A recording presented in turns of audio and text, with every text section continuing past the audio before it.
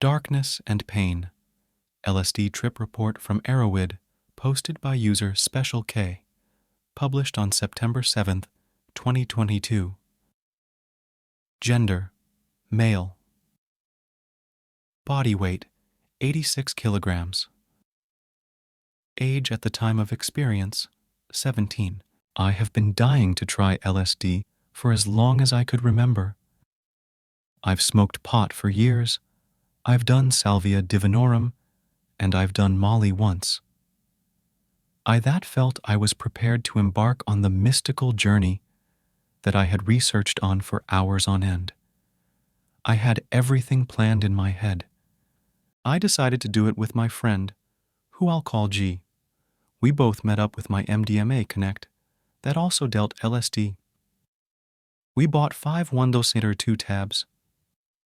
I was confused, since I ordered and paid for 10 tabs. He told me that these tabs needed to be cut in 2, and that they were twice as potent because they were double-dipped. I thought it was all gimmicky bull, and I carried the mindset that I had just been ripped off, but I decided to keep that to myself. I told him it was our first time, and he warned us to be careful and to start out with 1-2 tab and do 1 max, since it was our first time and all. It's better to do too little than too much. 10:30 p.m., G, his brother, X, and I departed from their house in order to go to an empty field around 40 minutes away. X was to be our sitter if anything went wrong, even though he had strong anti-drug beliefs. I took 1 whole tab out of the 5 we had, and my friend took half. He was determined to stay on that half, for fear of a bad trip. 10:50 p.m. I noticed subtle changes in my perception. Was it all just a placebo? Colors were becoming more lush and vibrant. I started to feel a warm, tingling sensation spreading from my belly. It could have just been a sort of cramp, for I ate dinner before we left the house, and we have been walking for 20 minutes. I kept thinking that it was a placebo, but fuck it. It was a good one. 11 p.m. My philosophy regarding substances was that if one's going to take a substance, one might as well go all the way. I took 2 pills of MDMA my first time, and I was rapturously overjoyed that I didn't take the recommended half pill for first-timers. I thought I could handle it.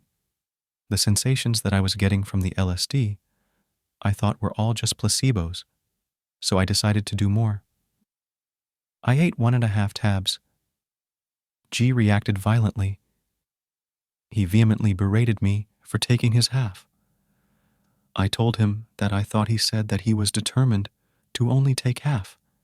He said that he had changed his mind and proceeded to insult me.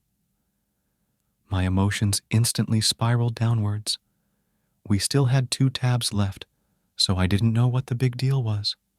I teared up and felt depressed, which was extremely weird. G tried to console me. I still felt depressed. He took 1 tab, 11:20 p.m., as we were walking up the block to the entrance of the open field. We were within the full beam of glaring headlights from a parked car. Those lights were the brightest things I've seen in my life. To me, they were brighter than the sun, and the lights flushed and warmed my skin despite being so far away. It also elevated my mood a little. 11:30 p.m. G and I walked to the center of the field and laid down on the grass while X wandered off to take a walk. After talking for a bit, we decided to get out our MP3 players and listen to some music. Unlike pot, which makes music have a lot more depth for me, and MDMA, which makes music infinitely more beautiful, music was extremely annoying. I got up and went to urinate behind the bushes at the edge of the field. Walking proved to be a little more challenging, but I could manage. I walked back to the center of the field, but G was already gone. He was at the opposite end of the field. I repeatedly called out to him, but he ignored me. This became extremely annoying. The warm, tingly feeling that had persisted within me from the onset intensified and became an emotion. This new emotion was anxiety with a tinge of fear. At this point, I stopped taking time. G, X, and I all met up near the edge of the field. G was hugging his brother, X, tightly. After a while of pointless wandering around the dark and spooky field, we decided to go back to G's house. On the street, the LSD really started to kick in. My emotions spiraled downwards, seemingly without end. I felt extreme fear, anxiety, and above all else, loneliness. My emotions spiraled downwards, seemingly without end. I felt extreme fear, anxiety, and above all else, loneliness. I felt that I was in a foreign land, with foreign people who were hostile to me. I've never felt so alone and desolate in my life. I felt completely empty inside. I wanted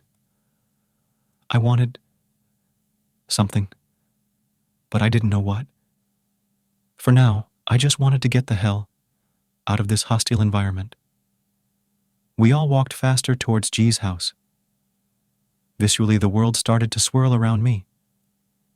It was very subtly, and since it was dark, I couldn't see too much. I looked at G and was petrified. His face was contorted into a horrible grimace of pain. I asked him how he felt. I feel amazing. I feel wonderful. I'm on an awesome trip, he seethed. I could tell that he was having a horrible trip. G ran over to his brother X and hugged him tightly. Help me, X. Now everything was going by in a blur. I was extremely hot and flushed, and I was perspiring loudly. The emotions only seemed to be intensifying. The world, the ground, everything was swirling. We kept on walking towards the house, but every single turn was a dead end. A car drove by, with people laughing inside. Never have I heard something more menacing and evil. The laughs were cruel and haunting and demonic. I wanted all this to end. I've never felt this magnitude of desolation and fear. I didn't even know such depths of emotional hell existed. The whole world was distorted and bent. Everything seemed two-dimensional, and everything was in the most evil shades of purple that have ever existed. I checked my watch. It was 12:11. Apparently, only 10 minutes had passed. I was starting to lose my grip on reality. My legs were following G and X, but I didn't know what was going on. Apparently, I was saying muttering ludicrous things, for G kept telling me to shut up. He kept telling me that I was making no sense and that I was saying the stupidest things. I caught myself questioning myself if I really existed at that point. I kept questioning myself if I wasn't already dead. I felt dead. I wanted to die. I wanted to end this torment. G's brother, X, kept berating us about how stupid we both were and how he was so glad that he didn't do LSD. I wanted all this to end, 12:40, to my relief, if you can call it that. We reached G's house. We definitely couldn't go inside in our state, and G's parents were home and asleep.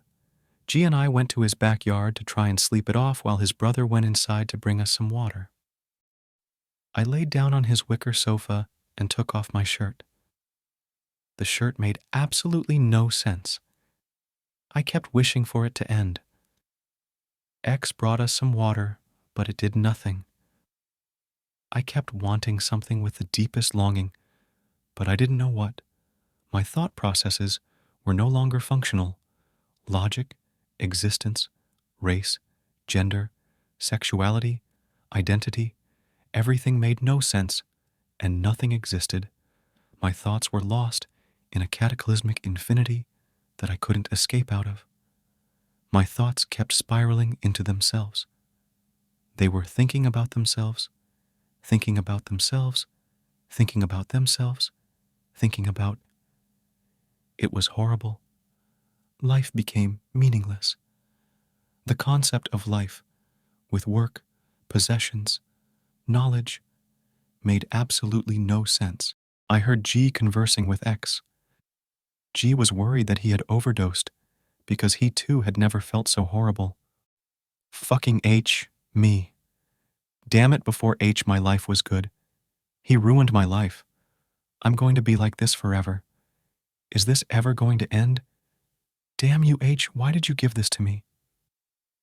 G and X proceeded to talk in this manner, as if I wasn't there. At this point, I didn't care. I was preoccupied with the fear of the menacing world that was out to get me.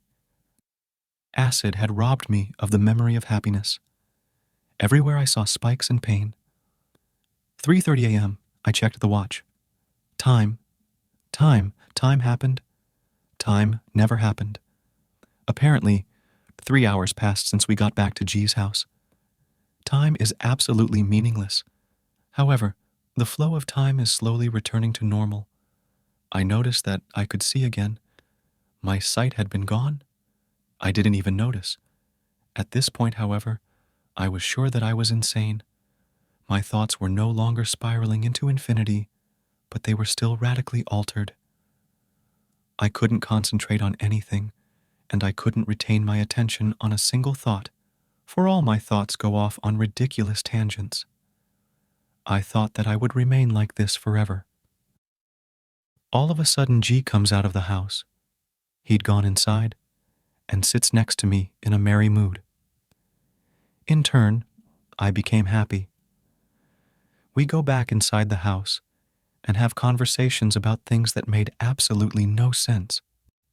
I was sure that the police were coming to lock us away forever in a mental asylum, but I didn't care, for I was comfortable, happy, and at peace. 7:02 a.m. Everything had returned to normal. Surfaces were all twisting and rippling. I had minor difficulty concentrating, and I felt physically drained, probably from the lack of food and sleep. Otherwise, all was well. G and I went outside, and aside from the ripples, the world was surprisingly dull. Thank you for watching this video. Hope you enjoyed this story, and don't forget to subscribe so you don't miss any other upcoming videos.